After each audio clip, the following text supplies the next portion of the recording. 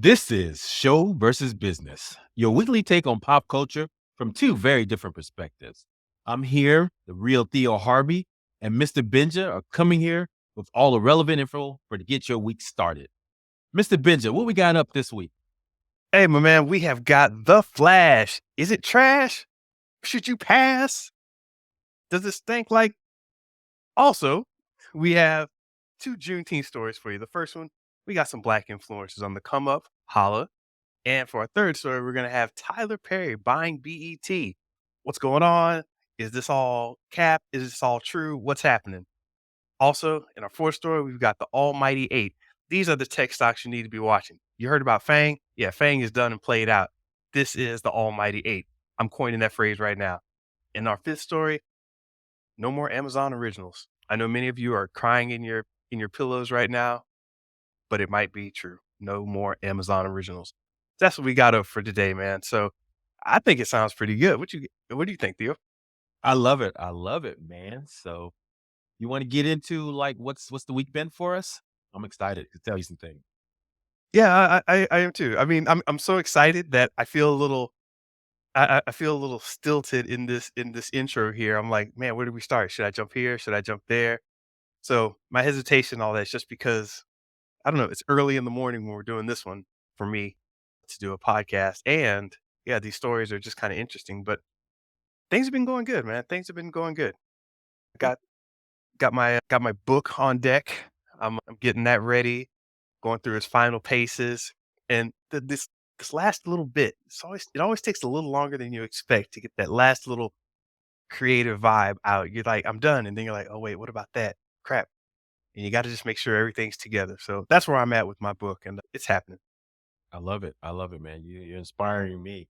So yeah, I got my outline done like last week or the week before last.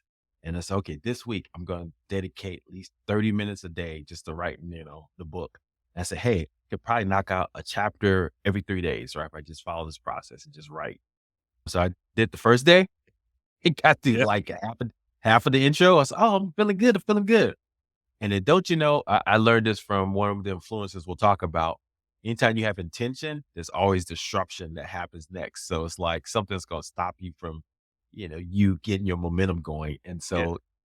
so, next day I had all these, customer calls and things, blew up in the business and some personal stuff. And so I end up not writing. I think I did that on Tuesday, missed Wednesday, Thursday, Friday. And so I'm like, man, I'm behind. So basically I'm trying to catch up today and then get back on that schedule. I mean, I'm just going to commit myself because I'm actually taking a coaching program to help me write this book. And so Okay. I pushed it back. I have a deadline to be done by the end of July when I have my next coaching call. So I'm trying to get this, at least the rough draft done, right? In the Yeah. next, but it's helpful, man. I'm telling you, man, writing books, it gets your thoughts clear and it also can help with your content creation because now, I think we talked about it. I've been reading Russell Brunson's Expert Secrets, right? He talks about Yeah. like how you put your frameworks and all that stuff. So now it's helping me kind of organize my thought processes and stuff like that. So when I do my long form content, I already have the script. I don't even have to worry about that. So I'm excited about that process. So yeah, I'm going to keep pushing, man. So keep me accountable. Get Yeah. this first draft done by end of next month. Yeah. I got one of my looking behind me over here. I don't know where I put it, but I have one of these little 3.5 inch by 5 inch, or yeah, 5 by 8 inch deals. And I just been putting my ideas in it, right? And Mhm. these end up turning into reels and Mm. short form little bits and posts I do on Facebook or whatever, or discussions I post into a group or something. And what I throw these out, and as they get traction or don't, and they get discussed or don't, then I start learning stuff. And basically, I'm throwing out little bits of my outline, and people don't see it as such. They just see it as me talking about something. And then as I get feedback, I start compiling it and integrating it back into the long form book. I love it. I love it. Another way you can kind of do that too. I got this from Derek. What's his last? The guy who does, man, I can't remember the podcast, but he's from the Atlantic and he writes all these contrarian type of podcasts. Very good. But I think I recommended the podcast to you and I'll look it up in a second. But he talks about he's writing a book and he's using Chat GPT to help him with ideas. So basically, if he's got a concept or a theory, he's asked ChatGPT, say, tell me how I'm wrong. And it would give them different scenarios around, like if he has a philosophy or an idea or thought, then ChatGPT, you got to prime it, of course, but ChatGPT will give him new ideas where he's missing, where the logic may not be sound or, be a rebuttal. So it's kind of like a quick way to get some feedback, right, from the reader's perspective if you don't have the cycles or the time or the wherewithal to kind of reach out to an audience, near real time. So that's one way he's using ChatGPT. And I was going to use that too. So I'm going to write it down, some of my thoughts, and I'm going to put it in ChatGPT and say, hey, where's this, where, if you were reading this as a doc, who my ideal avatar is, right, for who I'm writing a book for, if you're reading this as a doctor who wants to build a business, what's missing here and see what Yeah. ChatGPT gives me. No, definitely. That's a great way of using it. I've also asked, in a similar fashion, asking what's missing, where are my biggest areas for improvement or, what's blatantly out of place about this.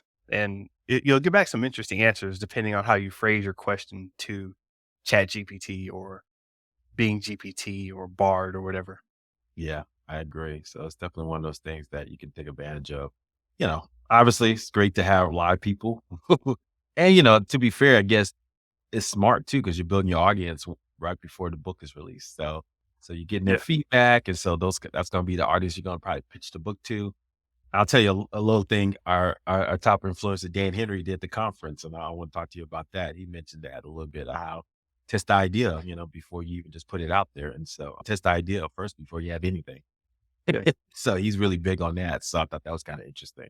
So yeah, man, it's been a good week, man. How's the AMP show going? Dog, dog, F Instagram Live, long Uh-oh. live AMP. That's all I'm saying.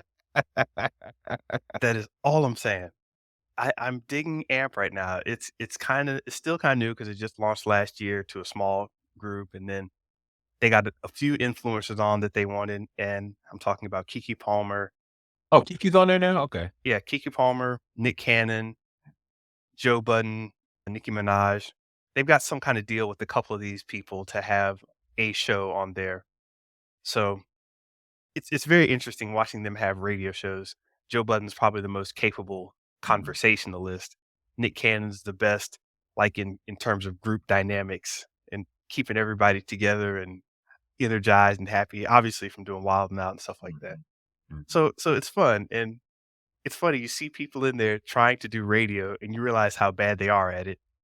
And some people, it's just like them and their friends, and they're all just in a room laughing, and you're like, "This makes no sense. Let me go to another station room." But I've started to find an audience there because I'll be in the middle of dropping some heat, and I'm like, speaking to that, speaking of getting in the game, you need to put your friends on game. I'm gonna take a break and play "Put You On Game" by The Game, and then I play that music, and everybody gets all hyped. And while that music's playing, I'm in the chat asking questions and talking it up. Mhm. So then that plays out, and then after it's over, I'm like, "Yeah, yeah, great song." So I just heard in the chat that this is happening. It's a great back and forth. This is the most excited I've been to jump on lives and to jump on camera and do stuff or, jump on the mic that I've never been this hyped. It just gets me hyped. Oh, 'Cause I okay. don't know if you know, my brother used to be a DJ. I used to hang out with him and, we used to keep the parties going sometimes. Mm, So, mm. How old were you back in the day when you were, you know, pulling up crates upstairs, right? Back in the yeah, day, we had records, right? yeah. So, how old were you? You were 8 walking around the mean streets of Tallahassee? Hey, don't trip. Get caught up in the wrong corner, some dude looking like Trick Daddy, take you for your money. Yeah, let me see, how old was I? Because my brother was like 18, 19, 20. So, yeah, I was like, 15, 16, 17. Oh, okay, okay. You know what? Man, there's deaths. I don't think you ever told me that story, man. In all the years I've known you, Yeah, yeah, 20 over 25 years almost. So I'm like, oh, yeah. wow, Mr. He was Benja he was to be the assistant DJ. yeah, he was DJ Coco, and I was just that guy. I had no name. DJ Coco and that guy. That sounds like a radio show. Hey, that guy, what you got on tap today, man? Alright, everybody give props to that guy. Yeah. I'm making up shirts as we speak. But no, you remember Clay D? Who? Clay D, he was in Florida, he did some jams, and he hosted some parties, came through FAMU once in a while. No, what's the Anyway, main one in Tallahassee that we always used to talk about? What's his name?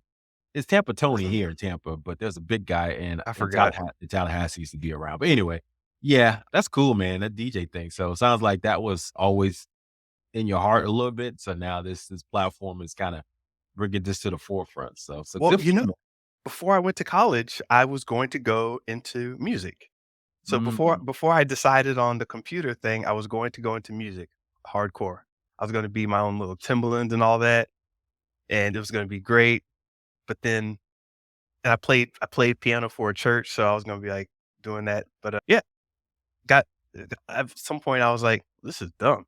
I ain't getting paid nothing for this." and guess what? Now it's all coming back to you now, man. Get back into it. On live on amp, Mr. Benja, search I for me. love it. I Uh, love it. sorry for the plug.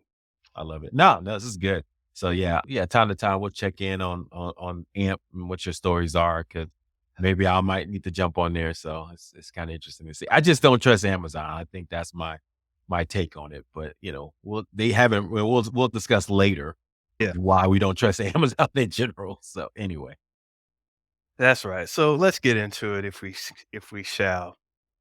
Story number 1. The Flash, is it trash?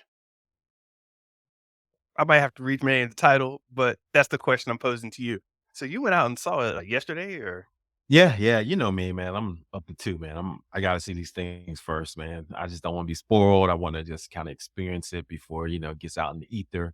Yeah, yeah, Man, The Flash, I'll get to my opinion in a second. This is no spoiler review. But man, this movie has seen everything. what? It's like one of those movies that just like, do they really still want to do this? Not the fact that it's so complicated from a plot wise, but it's dealing with the multiverse. But they're trying to do this whole, leg legacy play, right? Kinda like we saw from, Spider-Man: No Way Home, but now this time with Batman. That's not spoiling anything because they showed it in the trailer, but it's just, like, very complicated, storyline somewhat, and then, to add other things on top of it with all the issues dealing with the lead, Ezra Miller, and it's just the delays and, COVID and, just and the whole change of the Snyder universe, right? And how they're Yeah. gonna just do a reboot, so it's just like, whoa, that's a So lot. so all of those thoughts going in, it was hard to stay in the movie, is that what I'm guessing? Yeah, it was, for me at least. Now, like I said, was it, high level? Look, I didn't like it. I thought it was middling. It was, like, almost unnecessary, right, Yeah. to be there for 2 hours, but I respected what they tried to do, with what they had. It's almost Okay, like, okay. I got some hot shit sitting here. I'm just gonna make up with it, and just do the best I can. Some boo-boo and some sticks. I'm just gonna make a stick monster, right? And that's kinda what they did with this thing, man. It's just like, oh my What? What? god. Just whatever they can make with this, man, and I mean, I respect that because Yeah, they tried, man. I mean, because I was trying to think, what was another movie I felt like, I was like, "Man." Oh, we talked about this, The Joker, right? You remember, okay. when The Joker came out by Todd Phillips. It shouldn't have worked, right? I mean, here they're trying to make a gritty 1970s drama starting a Batman villain, and Batman actually appears in it, right? And it's a Yeah, Oscar bait. He's like, "What?" And it all worked. And he's like, "Dang, they did that, right?" And so now we're doing the same thing with, I think, on the opposite end. He's like, "Oh, they got all this stuff they gotta do," and it didn't work. And so, I'm looking at all the reviews, and I think they're being sympathetic. Because I will say this, yes, Ezra Miller they have a lot of issues going on with them, but, I would say they are pretty good in this movie. I mean, basically, they're playing like 2 different versions of themselves, and, it's kinda interesting to kinda see that, and definitely they have, he's definitely doing something, unique in his acting style, so I thought that was kinda interesting. But beyond that, I mean, it's just kinda like, it's kinda there. alright. Yeah, so anyway. Yeah, well, this is surprising. Well, surprising that a lot of people are coming with the because you're not the only one saying this. Is this straight trash? And I saw on Twitter just scrolling by and somebody was like, all caps, "The Flash is garbage, stay home." And I was like, "Whoa, okay." So, this is a big difference in what we were hearing from James Gunn, like the best film of all time, and, certain people were just like, you know, Tom crapping in Cruise their seen it. Tom Cruise underpants. liked Yeah, Tom Yeah, Cruise liked it. It seemed like it was corporate synergy. This is what this movie, if it could perform, Mhm. it would be great for the company, and so that's kinda like everybody got in line, right? And it's like Yeah, I see. and it's like, no, it's still art, you know? Yeah, There's nothing there. I mean, you can even know it's corporate synergy because even the different universes, they said that's the Snyderverse, this is the Zaslav they're using corporate language to kinda discuss, like, these different, universes that they wanna introduce yeah. and talk about, so it's like, "Huh, Huh. is this really a movie or is this like a corporate, mascot that they're kinda putting out there to the world to say, 'Hey, this is Warner Brothers and what, and DC mix and what we can do, put out there into the universe.'" So, I mean, like I said, they did what they could with it. Be honest, man, I ain't gonna lie. I was kind of like I was digging into Supergirl, man, the young what's her name? Callie? I can't remember her last name. Kara? Kara, yeah. Well, I'm talking about the Oh, actress her. who played her. Oh, Yes, right. yes. Very Okay. nice. She just I mean, just she came off as caring but just I like the little pixie cut. I'm not for the blonde stuff. I liked it, man. It kinda worked for that character, and it kinda makes sense, because Clark, he's got dark hair and a cousin, so I thought that was kinda interesting. So, yeah, I Did you thought she popped off the screen for me. did you throw in the did you throw in the pixie cut comment because of Juneteenth?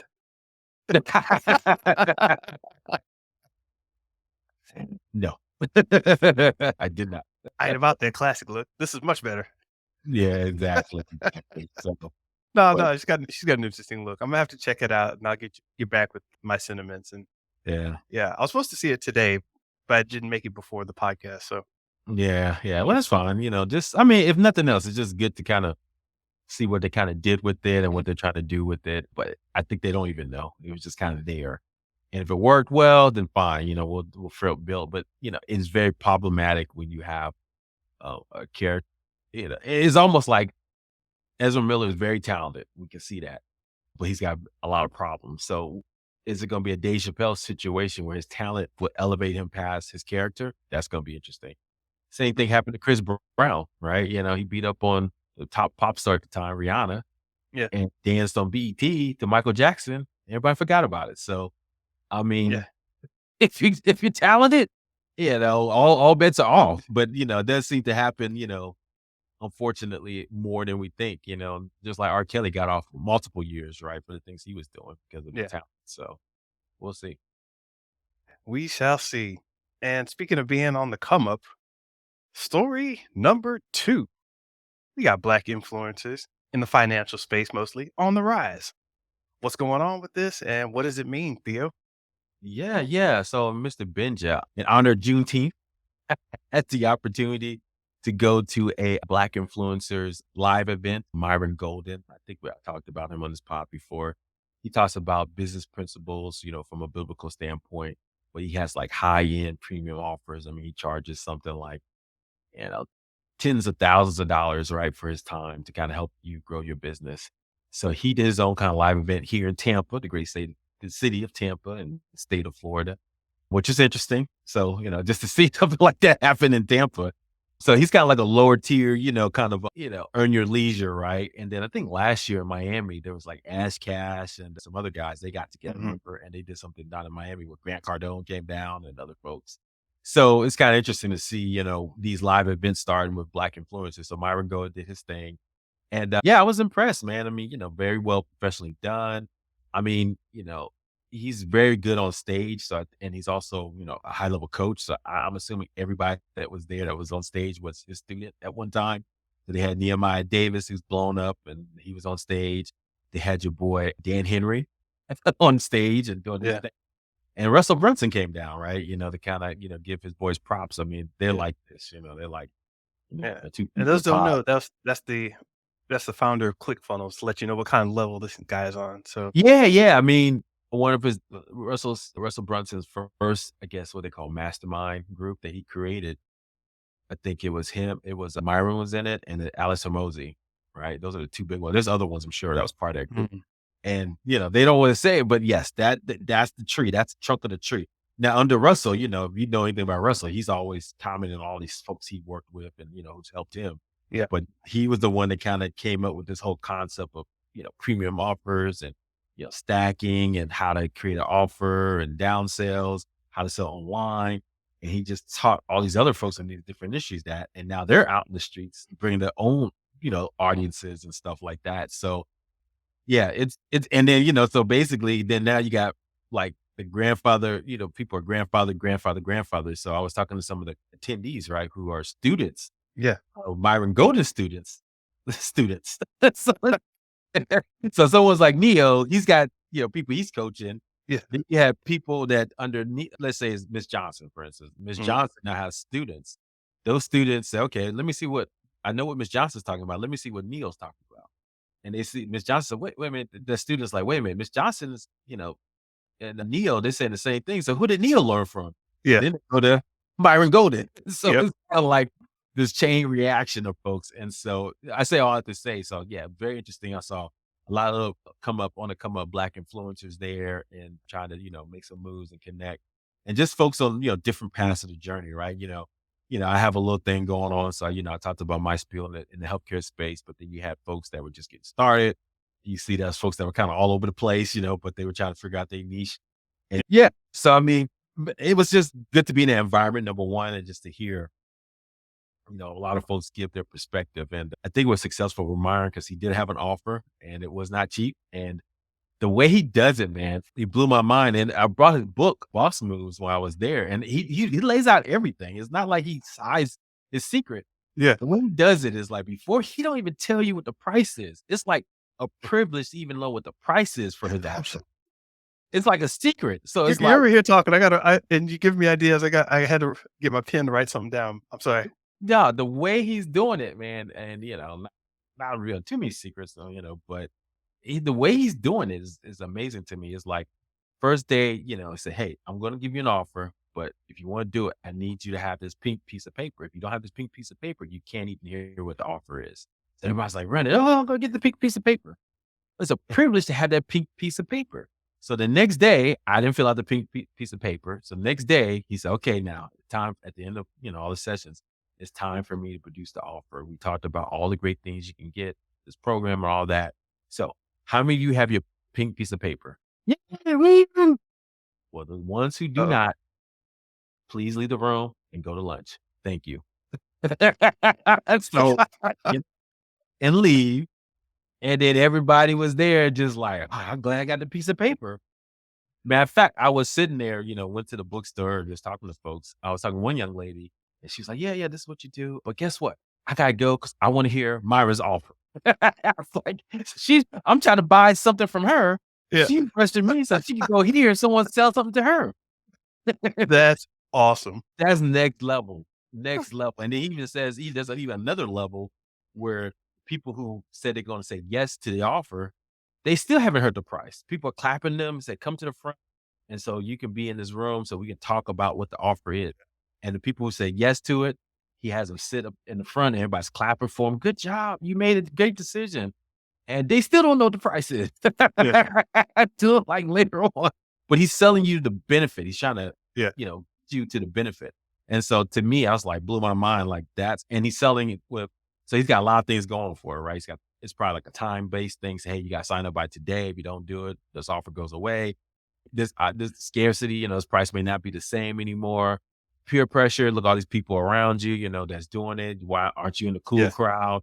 I mean, it's just like blows your mind on how he's able to kind of get people to pay these prices for his offer program. And not saying that they don't get anything from it. I do believe that, a lot of people do get benefit from it, but it's not cheap. And so Yeah. I was like, man, so this is how these high level guys do this thing. That's nice, man. Yeah. It kind of reminds me of. I like that tactic or just the way it flows. And it reminds me of this email list I got on. There was this guy. He was doing this TikTok. He was doing a TikTok promotion. He's like, "Hey, listen, if you saw me on TikTok and I'm being serious about this, you need to get in on this. We have a group going on. Just send your email and whatever." And he said all this stuff, right? And I was like, okay, I've heard it before. And he's like, "Listen, you have 3 days to answer this email and this and that and that." I'm like, "Alright, sure, whatever." I forgot about the email, came back like the 4th day, and, I sent in, I was like, "Hey, where's the link?" and all that. I got a message back saying, "Oh, no, we sent you the first 5 emails. You're not getting any more emails in the year 2023 from us." I was like, "What?" He's like, "Yeah, man, you didn't follow the steps. So if you can't follow these steps, I know you can't go through with the program." And I was like, "Man, you There got" it is.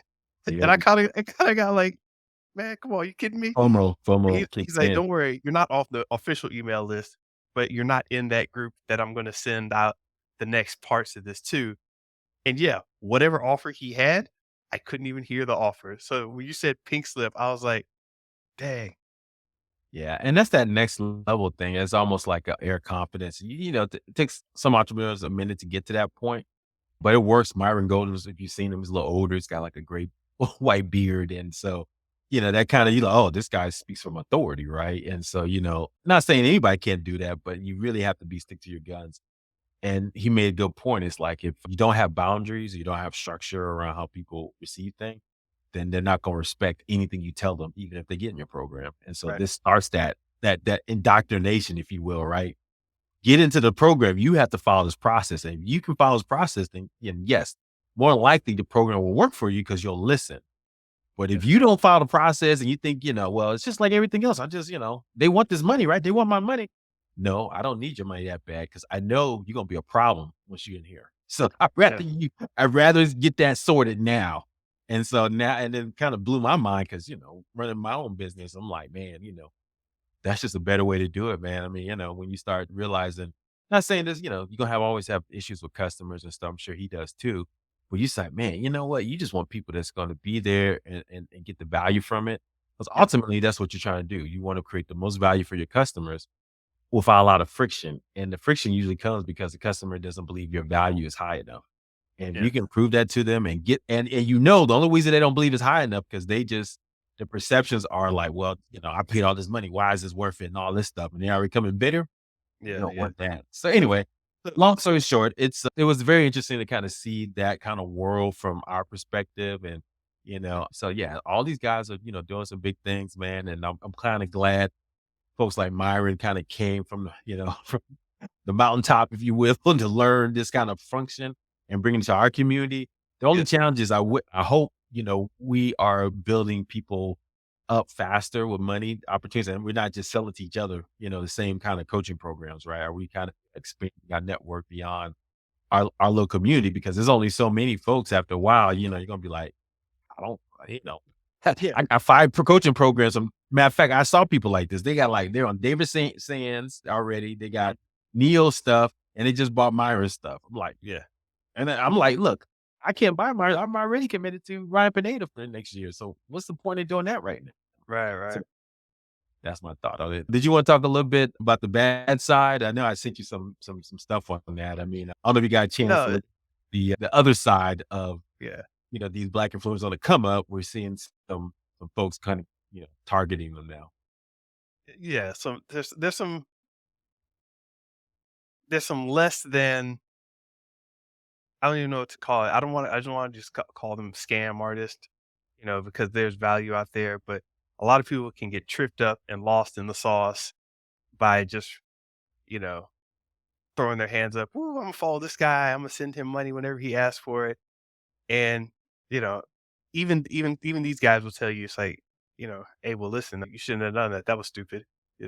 What'd you pay all this money for if you can't afford, to you said it would save my life. Yeah, it will, but you're just stupid." Yeah, so there's some badness to it, and people were getting caught up in it. And some of the guys I like Earn Your Leisure, now they've even got people shouting them down a little bit, podcasts talking about it's just scam your leisure. And it's like, oh, here we go. So I don't know. I'm always, watch your money, watch your pocket, make sure you understand what's going on. You don't have to jump into the deep end. They always have some low level products you can try out and see if you vibe with that person, see how much information you can find on your own. There's this guy, what's his name? Who does the the Think Media, Yeah, Sean yeah, Cannell. yeah, I like his Like, stuff. Sean Cannell's good, but, you start looking at his products and they're a little light, you Mhm. know? It's like, okay, he knows stuff, he knows what he's doing, but his products, in terms of the value you think you're gonna get, are a little light. So I'm like, is he on that scam level? Probably more so than somebody like Derek Grace, in my opinion. I think a lot of these guys, they give out way more value than somebody like Sean Cannell, who looks the part and gives way less, but because he looks the part, people don't knock him as much. He doesn't look as scamalicious as Derek Grace. Good point, good point. So now there's an extra hurdle of excellence that he has to portray. Even probably Myron Golden, he Mhm. has to when he speaks, like, stuff, he has to be so profound, right? It's like, "Oh, I never thought of it like that." Man, he's a whole nother level, right? And Yeah. that's kinda you listen to Myron Golden stuff for any length of time, you get that perception. But, yeah, I think there is another level of not to be perceived, the scam artistry, if you will. Yeah. But yeah, I mean, Yeah, look, at definitely. the end of the day, And go ahead. and to be clear, we're talking about the Black community where people are like, just another dude trying to get over. And it's like, A, that may be the case, but they've got a lot more qualifications and a lot more information. They're giving a lot more bang for your buck than this regular kid with you know, a nice Quick cut. haircut and like Logan Paul and all those guys. It's like, Oh yeah, okay, come on, dog. I know, man. They're So known they're known for scams I mean, and people are still giving them money. and leveraging, they're just bringing on people, and and that's the challenge. It's the balancing act, right? Because marketing is promoting the value and benefit, but we all know there's no guarantees in life and things happen, and so how do you kind of balance that so that the people who feel positive about things continue to stay positive, and the people who may not have a positive experience, are still realizing that there's something there. And so that's always a challenge with this. But you know what, man? At the end of the day, I respect, us for kind of going out there and putting more content out there and doing different things. And especially here in Tampa, man, I'm just blown away. It's just like, matter of fact, one of the guys on his on the speaking tours named Dr. Delatoro McNeil, he went to school with me. He was Oh, so I kept seeing us. Oh man, you're a great speaker. And he said, "Man, I know you." I said, "Yeah, we probably met each other." I had to call my sister. He said, "Yeah, we know Tori." I said, "What?" She said, "Yeah, he was in school with us and blah, blah, blah. And yeah, he's been a speaker forever." And so now he's affiliated with Myron Golden, and I was like, oh, dude, here we this go. thing, yeah, because he had a big old beard. He's been like 20 years, but I'm like, dang, there it is, man. So like I said, folks like him, who was just a regular, not regular, but just a speaker for like years, right? A decade or so, probably making no money. Let's be Yeah, honest, right? The speaker, it was just like what you get the speaker fee, a couple of $1,000. Now with Myron, he showed him how to create an offer and how to sell it. He said he never had $1 million a year until he met Myron. So now his whole life has changed for something he was already doing. I So love it's it. like, yeah, so stuff like that was positive. So I love it. So, yeah, in short, on the other side, be sure just do your due diligence, check it out. Don't jump into the deep end. Find some basic books on stuff, and then maybe these people can help you interpret it and go from there. Figure out what they're selling you. It may not even be something that's applicable to you. So just be sure you know what you're getting into. and yeah, I would say this, I'll be honest with you. I mean, I finally got Myron Golden's book, and everything in that book is stuff he said in the YouTube. And you're like, "Oh, okay." And he just a little bit more detail, but not much. And so you're like, "Okay, Mhm. so now I kinda have the blueprint." Now to your point, execute is a whole 'nother thing. But, you know, the information's out there to your point, and you just gotta Right. be systematic to go after it. Yeah, don't let Dan Pina talk about that. What was it, $700 book he bought? No, it comes with like a letter for, and it's a big leather bound book and it's all serious and stuff. But So, I'll share with you after the podcast a little bit about why, though, you probably would wanna coach. Maybe we'll tell everybody the secret to that. There's a reason why, though, you yeah, may wanna coach sometimes to maybe go a little bit faster. Yes, you can get in the book. Book takes long to read, you still have questions. mhm, You have somebody that's there, you can ask some questions faster, right? Yeah, and they can get you responses or specific answers to your, "Hey, does it work for my industry? How does this work here?" "Well, yeah, I did this for a doctor and" You know what, Theo? We're gonna have to get all your information, put it down, run it through a large language model, and make Theo GPT, and we'll make that a coaching program app of its own. It'll be great and awesome. How'd that sound? Oh, it's coming, man. Show versus business. We already talked about it. Coaching There you program go. coming, man. SSBGBT. I GPT. can't even get that. All right, this one ran long, but we had fun with it. I like it. All right, on to story number 3. Another Juneteenth special. Tyler Perry, is he buying BET? What's going on with this? Rumor is he may. Yeah, Tyler Perry, big mogul, worth $1 billion, associated with BET, with his BET Plus, programs there. There's rumors that he's circling to kind of acquire BET from Paramount, Viacom. They're trying to sell it off.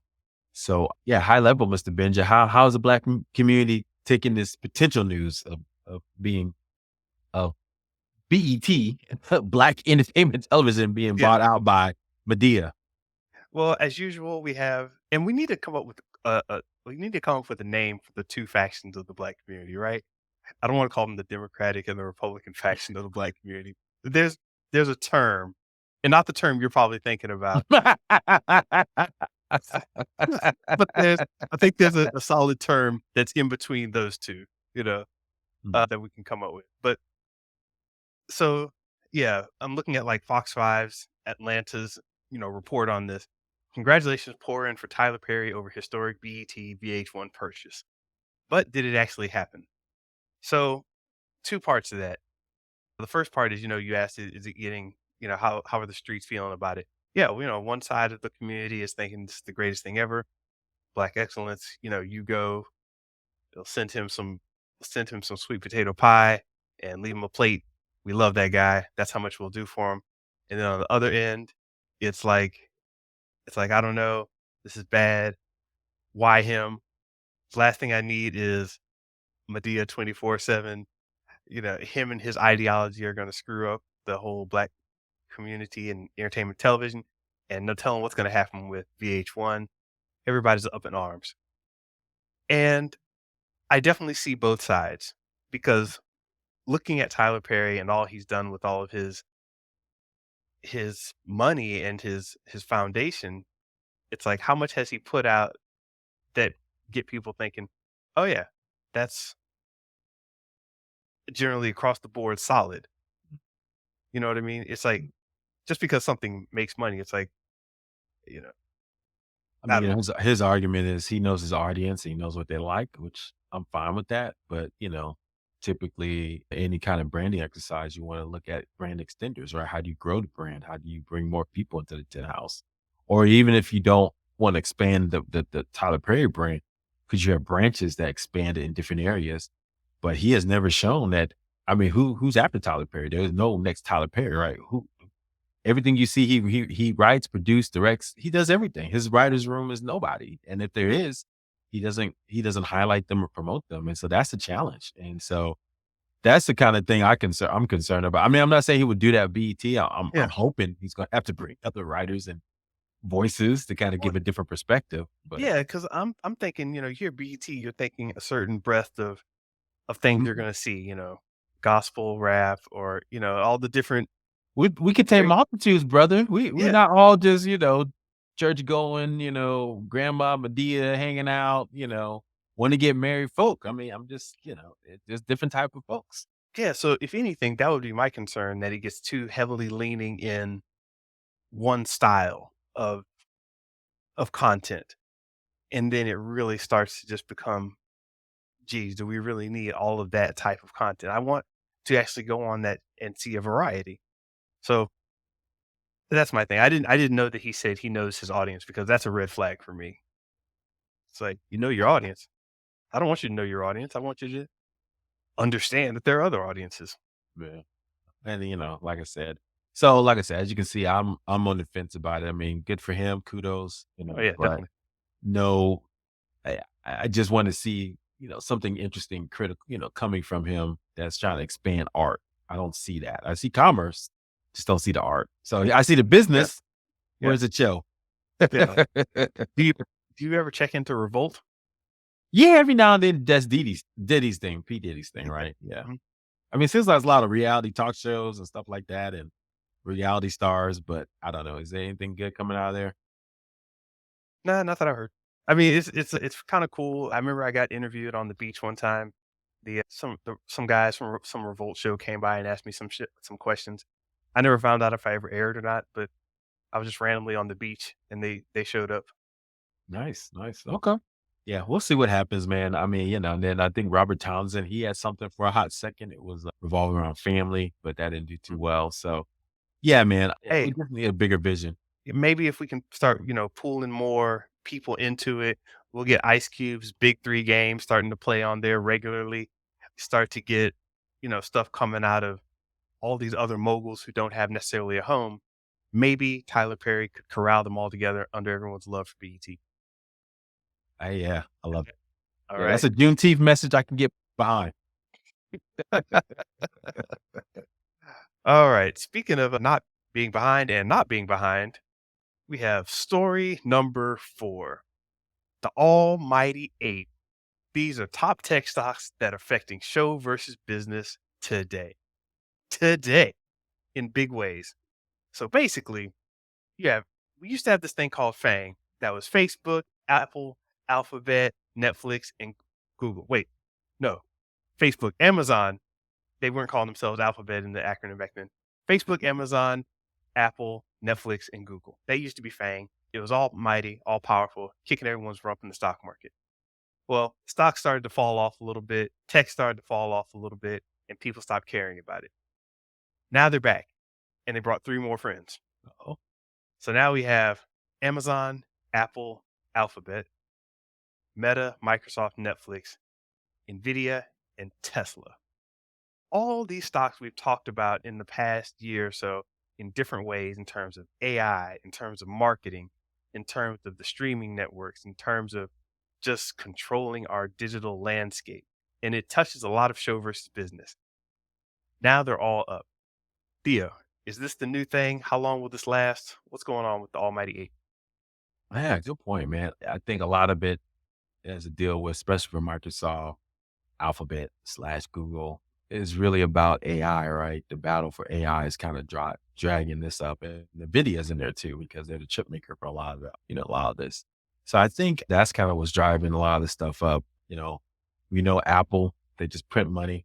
They just announced the 3500, vision that we talked about, so that's gonna Yep. keep them going. Netflix, they got hammered, what, about a year ago? We talked about the great streaming correction, but be honest with you, of all the streamers, they're the only ones that are profitable even now. So, and they're probably gonna wait out this whole writer strike way better than any other streamer because they got content, and they have access to foreign markets that the other Yeah. so they're gonna do well. The only one I question and Tesla, they just already had such a big lead, even though Elon Musk is doing everything he is darndest, right? to, to distract himself from, how to make Tesla better because he's trying to run Twitter and all this other crap.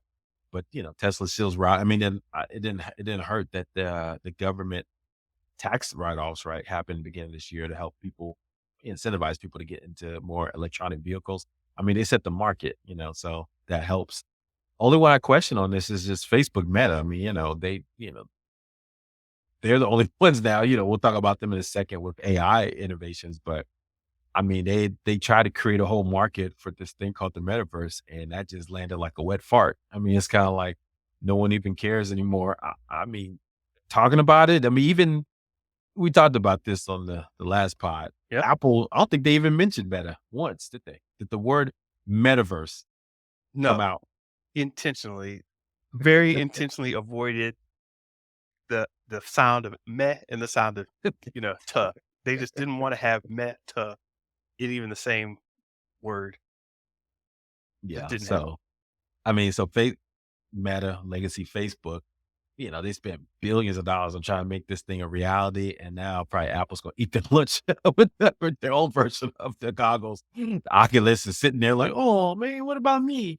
So, yeah. So Facebook, they've been around. They got so much information. So that's why they're probably pivoting into AI. So, but a lot of these other stocks, yes, it makes sense for them to be up so high. And I think AI has driven that. But, I question, we talked about Adam Cornover, who did the show Adam Explains Everything. He and did I send you? I thought I sent you this podcast he did with well, maybe it wasn't him, but it was Matt Bellamy from the Puck. He had an Okay. interview with one of the guys on the WGA AI task force. He was a writer for several different shows, and he did research on like what AI could do, and they're trying to fight against the use of AI in writing scripts and stuff. Right. And so and Adam Cornover is one of these YouTubers, comedians, slash, and all that. He went hard on AI. I sent you that link about like he thinks it's a big marketing, proof of nothing. Just like Meta, just metaverse, just like NFTs, just like crypto. He said this is just a long list of scams that the tech industry put in your face. AI is a part of that. So Right. anyway, I say all that to say, but guess what? Stories sell. So the stories that AI is going to take over the world, and there's like if your company can say how you attack the AI, your stock is going up. Yeah, pretty much. I've been fascinated by some of these moves that they've been making, but I won't say that Facebook is necessarily scrambling to keep up. They've had AI and a lot of visual processing stuff in the background for quite a while now. And there used to be this website, it was the Facebook Developer Labs, where they had an AI video running on there for quite a while. Where it's like, hey, we made this video with AI, and people were like, dude, that looks terrible. But it was pretty good. It's just nobody was checking for it.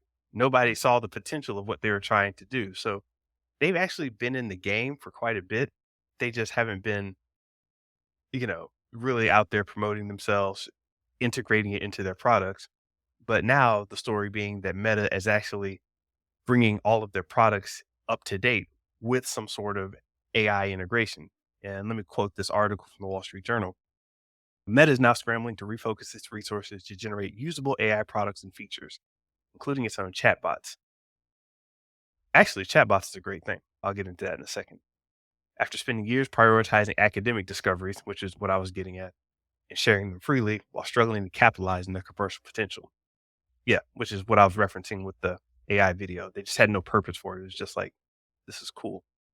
But integrating chatbots into a lot of your products, that may seem weird, but if you've ever come across a good chat and just typed in, "Hey, I need to do this," and somebody pops up and like, "Hey, just do this, this, and this," Mhm. whether it's a real person or a chatbot, and it's actually helpful, that stuff is great. Like I'm mad at my internet provider right now, and they actually had somebody come on really quickly when I typed in the chat. I was like, "Hey man, this thing is busted," and before I knew it, some guy was like, "Hey man, what's going on?" I told him the info. He's like, "Okay, yeah, that sounds like this and that." Like, yeah, you don't have to give me the. I'm familiar with the routers and Ethernet and all that. You don't have to give me the regular play. He's like, "Oh, okay. Well, when's the last time you updated the firmware and all this?" We jumped straight to it, and I was like, Mhm. "This is great. Just get on, chat with whatever responsible person, and get your answer and go about your business." If you can start doing that, Facebook, with a bunch of products, with a bunch of ways of integrating with what you've already got out there, we could really be getting somewhere.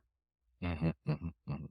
Yeah, I think so. I think, and one of the things I'm impressed with, they're opening it up. They're trying to go after the open AI market a little bit. Like, hey, here's our, we just release everything. Go ahead and try it out. Build your own chatbot, right? With Yeah. our tool set. So, and they kind of have to. I mean, look, open AI just kind of these guys, we talked about Google Bard, right? I mean, favorite, yeah, yeah, favorite AI large Yeah, yeah. language model. But Not really, but yeah. yeah, okay. So, these were like sleeping giants, man. They 'cause you look on their LinkedIn pages, they got nothing but data scientists, researchers. Heck, Google came up with transformers, right, and wrote the right paper on it. So it's kind of like this stuff was already just sitting there dormant for all these years. All these tech companies. The only reason why is it's important now because ChatGPT came out and they got 100 million users in 2 months, and that's just like, oh, Yeah. so it's kind of like, well, guys, if it was really that transformative, what were you doing all this time before? So it's kind of like, and so Meta, that's why I laugh. I said, is Meta gonna have to change its name again to AI? So it's like, to kind of Yeah. track the market. So it's kinda interesting to see them kinda scramble. Wait a minute, we didn't mean metaverse, we meant AI. So we're an AI company now." I was like, "Okay, guys," so and I can see why Adam, says that about this whole AI Right. hype machine because it does yes, we hyped it before, but it does seem like we're kinda in the hype cycle because what else are you selling right now? There's nothing else. We were kinda getting, is there anything else on the horizon? We tried to do crypto. We saw how that's exploding. We tried to do, metaverse. We tried to do NFTs. Here's AI, which I think there's something there, but I don't think it's gonna be I mean, OpenAI just got lucky because they were ready or not lucky, but they were prepared. They had something ready to go. They didn't think it was gonna blow up, Right. and it did, but they already had a lineup of, things they could launch pretty quickly, which was GPT, version 4, and then, of course, the plugins. So now we're kinda like in the lull now, it seems. Right. Yeah. And I, unlike, I think we're going to see a lot of integration with the business side of things Mhm. where remember last week we talked about Wingstop and Chipotle, McDonald's all integrating AI into their order taking platforms. So imagine you have an app. You're like I have the Del Taco app because every once in a while I like me some Del Taco. Get some fish tacos in there with the little lime sauce. All right. Del Taco. Yeah, man. You just get on there and do your thing. Basically, though, what if all these apps were just like Chat GPT? You know, like you just get on there. I want 2 tacos, fire sauce, and put this on the side. And you just either say it into your phone or you type it in. And it's like, boom, I have an order for, where do you want to pick it up from? Mhm. And then it's like, drop, drop your pin or, whatever.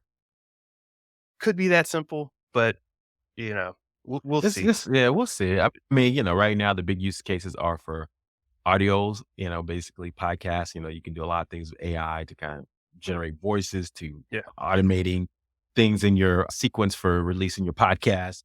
Yeah. And then also the other big thing is marketing, right? Be able to kind of write copy faster to kind of distribute it. Those are the big things. I know in my field, they're trying to use it for diagnosis, and I still think Yeah. it hallucinates way too much to trust that Yeah. just yet. But it could be useful to kind of maybe keeping people engaged, and we're kind of looking at it to kind of help with patient compliance. Did you take your medication? So now you have a chat bot that's kind of communicate with you in your own language. Hey, you like Yeah. the Lakers. So, you want to stay healthy like LeBron James, take your pill every day. Oh, you Yeah. know what? You're right. Exactly. All right, let's go ahead and we want to jump into this last one. Yeah, let's do it real quick. All right, let's break into the last one with story number 5. We'll definitely stay on the AI stuff, so don't worry about that. We'll keep on. Let us know what you It's a want to weekly hear. check-in, weekly check-in. Basically, if you got any information on that, be sure to pop it in the comments. Let us know what we missed or what you want us to focus on. All right, story number 5. I'm getting word that there are no more Amazon originals coming. Theo, what's going on with Amazon? Yeah, I mean, this is the great streaming correction. A lot of streamers are realizing Streaming correction. yeah, man. It's, after Netflix imploded and everyone else is scrambling, Disney, they're actually taking some of their originals off of their platform and selling it. We already saw what HBO Max did to your beloved Westworld. And so I think Terrible. Amazon is realizing, and now Amazon and Apple, I don't think they have the same problem as the other streamers because that's not their core business. I Mhm. mean, I think what Netflix spent what $7 billion in content for 1 year. I mean, Apple can find that in his couches, and in the furniture of his couches. So it's not like a big deal. Yeah. But Amazon's realizing, hey, we spent one article said they spent $50 million for the new Lord of the Rings, the Rings of Power for one season.